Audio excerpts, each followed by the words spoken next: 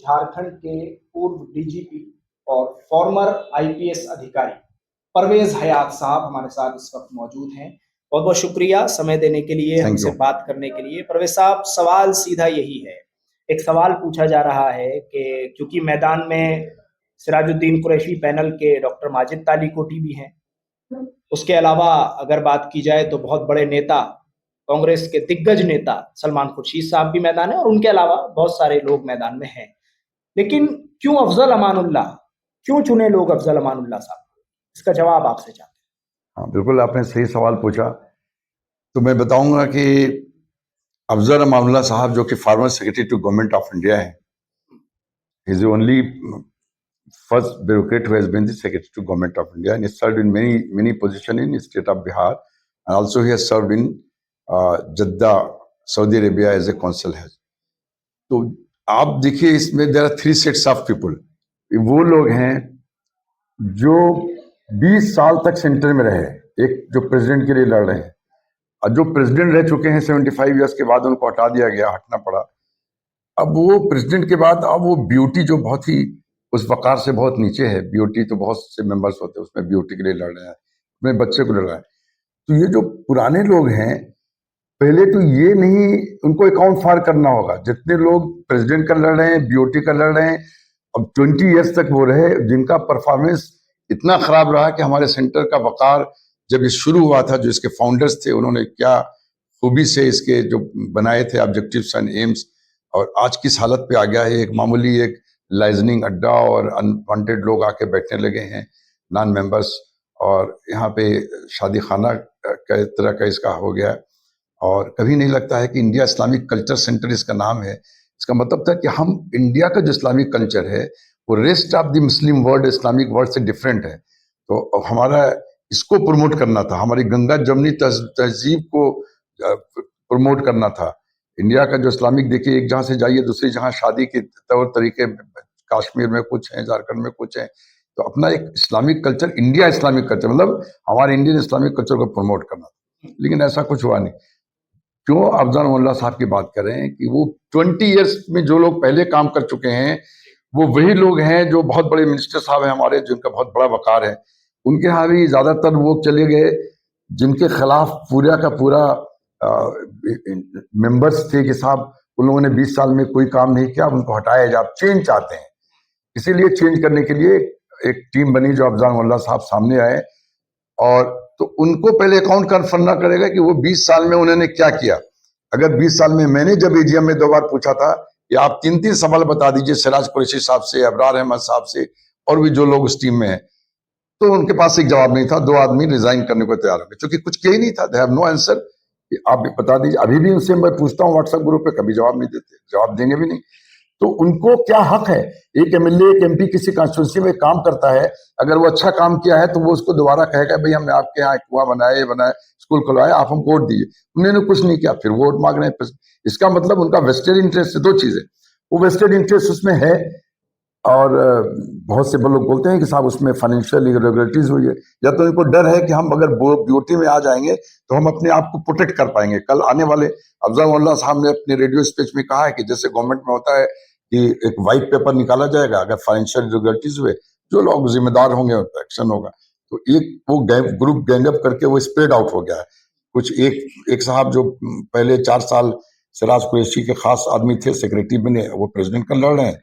और तो क्या वजह है भाई लड़ने की? कोई वेस्टेड इंटरेस्ट है जिसको, या फिर अपने आप को इसलिए जा रहे हैं कि अगर हम प्रेसिडेंट हो जाएंगे तो बचा जाएंगे, कोई इंक्वायरी नहीं हो पाएगी। तो ये भी है। तो आपके जो अफजल अमानुल्लाह साहब हैं, जिनको आप खुल के समर्थन कर रहे हैं, सपोर्ट कर रहे हैं, अगर उनके लिए ये सवाल पूछा जाए कि साहब वो क्यों लड़ रहे हैं, उनका क्या इंटरेस्ट है? हाँ, तो मैं बताऊं, उनका कोई इंटरेस्ट नहीं है। उनको तो तमाम जो हम लोग हैं और बहुत से लोग थे, जब सैयद फारूक साहब ने कहा कि नहीं कोई कंसेंसस कैंडिडेट होगा तभी हम इलेक्शन लड़ेंगे, तो हम लोग सब लोगों ने कोशिश किया। जो लोग सेंटर के लिए दर्द थे, जैसे मुझको दर्द है कि मैं इसका बेनिफिशियरी हूँ, अकेले एक आईपीएस अफसर हूँ जो इसका बेनिफिशियरी हूँ। यहाँ पे 2 रूम था, उस वक्त हम लोग का इंटरव्यू लिया गया, मॉक 4 बार 5 बार, और हकीम साहब मरहूम ने, और तो उस वक्त हमको दर्द है। मैं 1983 से जुड़ा हुआ एज ए स्टूडेंट, और अभी तक, और हर इलेक्शन में मैंने देखा है कि ये लोग जो बात कहते हैं और बिरयानी खिलाते हैं, बातें कहते हैं, इन्होंने कुछ किया नहीं। सेंटर का वकार कहाँ से कहाँ होना चाहिए साहब। ये तो अब जो है अफजल मामला साहब हैं, क्या है उनके पास है? तालीम है, सलाहियत है, तजुर्बा है, और ये आप कहेंगे ये सिर्फ और के पास है, और भी है, लेकिन क्या उनके पास अलग है जो उनको अलग करती है? वो है उनके पास कौम के लिए खिदमत करने का जज्बा है। वो जज्बा है तो ये जबानी बात नहीं है, इसका पब्लिक डोमेन में सबूत है। जब वो प्रिंसिपल सेक्रेटरी होम थे, एडिशनल चीफ सेक्रेटरी थे, उनके पास HRD का था, उनके पास होम का था, और उनके बाद फिर वो चीफ सेक्रेटरी हुए। उन्होंने चीफ मिनिस्टर से कहा कि साहब हमारे यहाँ के जो मुस्लिम बच्चे हैं ये हाई स्कूल में बहुत कम फर्स्ट क्लास आते हैं, अगर सर इसको हम लोग अगर 10,000 रुपया स्कॉलरशिप दे दें तो कितना अच्छा रहेगा। तो चीफ मिनिस्टर से तो इनको पता है कैसे काम होता है, कन्विंस हो गया, ऑर्डर हो गया। उसके बाद हर साल वो बच्चे दुगुने तिगुने होते चले, बहुत बड़ी खिदमत हुई, वो फर्स्ट क्लास ज्यादा आने लगे। फिर उन्होंने कहा साहब कि हमारे बिहार इतना बड़े स्टेट में कब्रिस्तान को लेके कितने दंगे होते हैं, झगड़ा होता है, मुआवजा देना पड़ता है। तो उन्होंने कहा कि गवर्नमेंट अपने खर्च से मेजरमेंट करा के मशीनरी से हम लोग उसको जो पूरी फेंसिंग खुद करा दें। तो वो एक बहुत बड़ा काम हो गया पूरे बिहार में, बल्कि उसको झारखंड में इंप्लीमेंट किया गया, पार्शली यूपी में एक बहुत बड़ा मॉडल हुआ। फिर जब वो में वहां थे, वहां पे 25-26 लोग जो केस बंद हो गया था, जो भागलपुर दंगे में थे, उन्होंने सारे केस को खुलवाया, उसके इंचार्ज थे, और सब के सब जो बंद हो गया था खुलवा के सबको सजाया किया, और सब के सब लाइफ इम्प्रिजनमेंट है।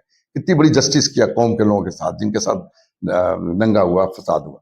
फिर आप देखिए जब वो जद्दा में काउंसलर थे तो आग लगी थी कितनी, उसके बाद से इन्होंने ऐसी कौन सी रिपोर्ट किया जो गवर्नमेंट ऑफ जो गूगल में है, पब्लिक डोमेन में, उसको बादशाह ने इनको लौटाने के लिए कोशिश कर रहे थे, कि जो इन्होंने कहा कि नहीं सऊदी अरबिया के गवर्नमेंट के जो साफ बात इंक्वायरी में पाया इन्होंने कि उनकी वजह से ऐसा हुआ है, और ऐसा उसका फार्मूला बताया, ऐसी रिपोर्ट दिया जिसको बादशाह ने एक्सेप्ट किया, it is there in the public domain. और उसके बाद से आज तक हज के खेमे में कंडीशन पहनते जब कोई आग नहीं लगी। फिर आप देखिए पोस्ट रिटायरमेंट में यहाँ पे ही retire as secretary government of India, उसमें एक साहब हैं जो IRS अफसर हैं, उनकी बेमानी देखिए कि वो IRS रिटायर्ड हैं, उन्होंने बैलेट में हमेशा लिखा है IRS, ताकि जो बहुत से बिजनेसमैन सोचेंगे ना भाई IRS अफसर हैं, चलो कोई इनको वोट दे दें, हो सकता है कल हमारी इनकम टैक्स में कोई प्रॉब्लम है तो काम आएंगे। उनको जमाना हुआ रिटायर हुए। अफजल मोल्ला साहब का बैलेट में नाम में रिटायर्ड है, कमर साहब का रिटायर्ड है, ये भी जाती है। वो प्रेसिडेंट का इलेक्शन, फिर वो कहते हैं कि formal secretary government of India, आज तक हिंदुस्तान में कोई IRS अफसर हुआ नहीं, एक ही होता है रेवेन्यू सेक्रेटरी जो IAS होता है। तो आप देखिए कि इनके पास जज्बा है, तो जो इन्होंने कौम की खिदमत की है वो पब्लिक डोमेन में है। रिटायरमेंट के बाद 3 कमेटी जो मिनिस्ट्री, इसी गवर्नमेंट के जो माइनॉरिटी अफेयर्स के मिनिस्टर थे, उन्होंने 3 अलग-अलग कमेटी बताई जिसको उन्होंने चेयर किया। एक थी रिफॉर्म्स इन माइनॉरिटी एजुकेशन, वो इतनी स्ट्रांग रिपोर्ट है कि शायद गवर्नमेंट उसको इम्प्लीमेंट नहीं करना चाहती है, इस पर ज्यादा बोलना ठीक नहीं है, और आप समझ सकते हैं। लेकिन मेरा इंशाल्लाह आज नहीं कल हालात बदलेंगे तो वो कमेटी पे जरूर होगा। दूसरी इन्होंने हज रिफॉर्म्स की रिपोर्ट किया। तीसरी इन्होंने मदरसा एजुकेशन में रिफॉर्म्स की बात की।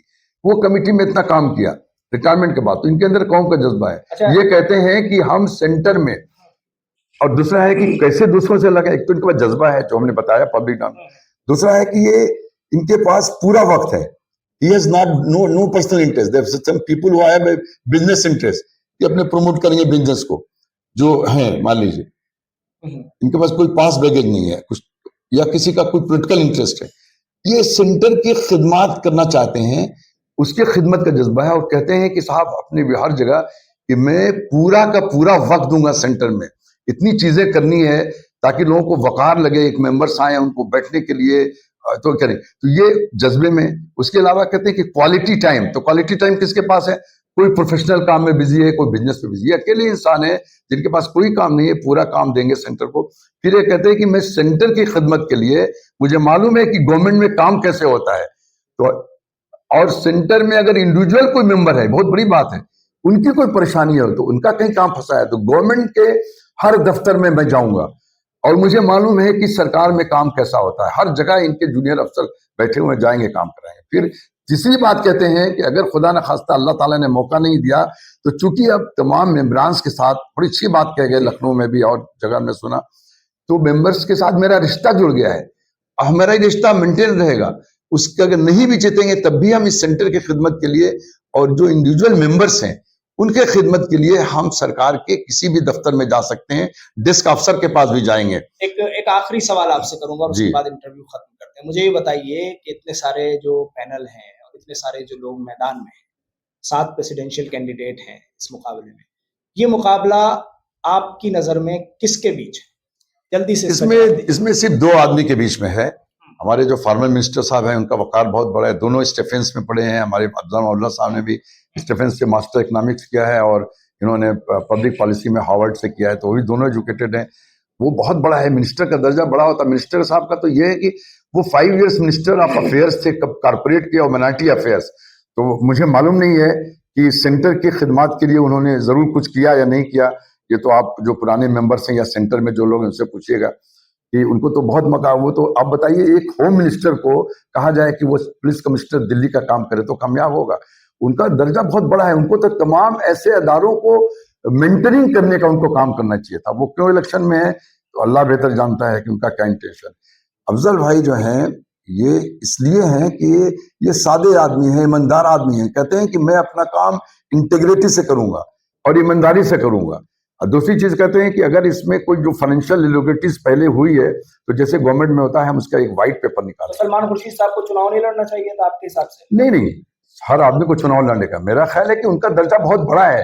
वो तो एक इंस्टीट्यूशन है, हिंदुस्तान की तमाम अदारों के वो बादशाह मतलब मिनिस्टर थे, मिनिस्टर ऑफ अफेयर। तो मेरा समझ रहा है कि उनके लिए ये बहुत बड़ा प्लेटफॉर्म नहीं है और उनका दर्जा बहुत बड़ा है। और अफजल उनके पास एक बहुत बड़े बिजी लॉयर है, कितना वक्त तो दे सकेंगे। एक सुप्रीम कोर्ट में लॉयर जो होता है मिनट, उनको रोज ब्रीफिंग होती है, तमाम केसेस लगे रहते हैं 15-15 दिन पहले का। इनके पास बहुत ज्यादा वक्त है compare to any other candidates who have some other interest. He has no interest, he has enough of time only and only to debate for the center. तो मेंबर्स को ये देखना है कि हम अपना इंडिविजुअल रिलेशन, मेरा भी बहुत अच्छा रिलेशन है अफजल भाई से, ज्यादा हम अफजल अमानुल्लाह साहब से, मिनिस्टर साहब से करीब रहे हैं बहुत साल से। ये हमारे सीनियर कोलीग हैं एक ही कदर के। लेकिन मैं अब देख रहा हूं कि अगर हमारे सगे भाई भी होते इलेक्शन में तो मैं देखता कि कौन इंसान है जिसके पास वक्त है और किसके पास जज्बा है। तो हमारे अफजल अमानुल्लाह साहब के पास जज्बा है, वक्त है और मेंबर्स के लिए इतनी ज्यादा ये इन्वॉल्व मैं इनको देख रहा हूं कि कौन, किसी प्रेसिडेंट ने ऐसा कहा, ये भी कहते हैं कि मेरी टीम में कुछ लोग हैं उनके पास पास बैगेज नहीं है 15-20 साल के फिल्म का, लेकिन जो हमारी टीम में अच्छा है उसको दीजिए, दूसरे की टीम में जो अच्छे हैं उन अच्छे लोगों को भी आने दीजिए। इसीलिए इन्होंने पूरी जगह भरी नहीं है। तो ये बहुत खूबी है जो और लोगों से इनको अलग करती है। चलिए, बहुत बहुत शुक्रिया बातचीत करने के लिए। परवेज हयात साहब हमारे साथ इस वक्त thank you very much. Afzal Amanullah साहब की जो खूबियां हैं वो बता रहे थे और क्यों अफजल अमानुल्लाह बाकी प्रेसिडेंशियल कैंडिडेट्स से बेहतर हैं वो भी इनके जरिए आपने सुन ही लिया होगा। लेकिन अब ये तय तो वोटर्स को करना है कि आने वाली 11 तारीख को किसको वोट देते हैं और कौन आने वाली 12 तारीख को इस्लामिक कल्चरल सेंटर का प्रेसिडेंट